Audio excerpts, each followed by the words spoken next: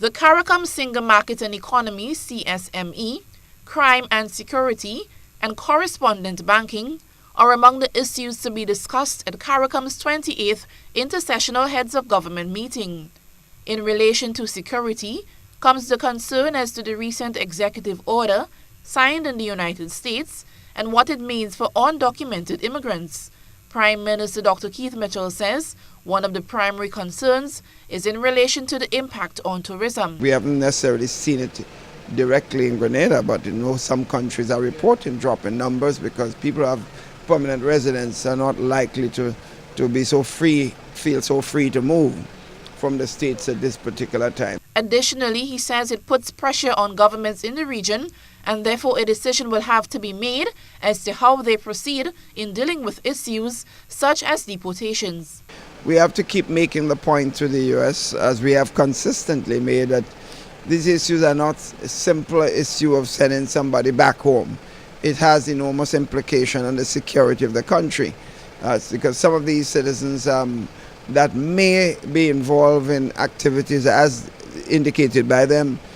People have been out of the country, and probably some of them since maybe 2-3 years, and they are now 50 and 60 years. They hardly have any connection locally, and they can have enormous impact on the society and the small villages in which they come back to live in.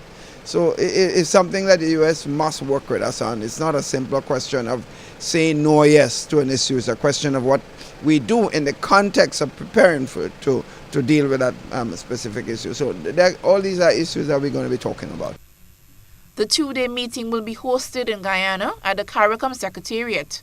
The 15-member community will also be updated on the progress of the review of the CSME.